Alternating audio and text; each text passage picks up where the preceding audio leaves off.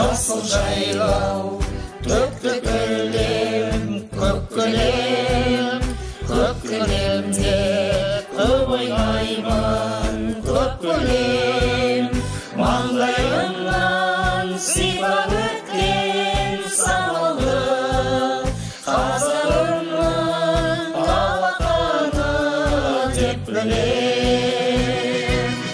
Қайда жүрсем атамекен, көкейімде жатады екен, күннің өзі ұясына қимай оны атады екен.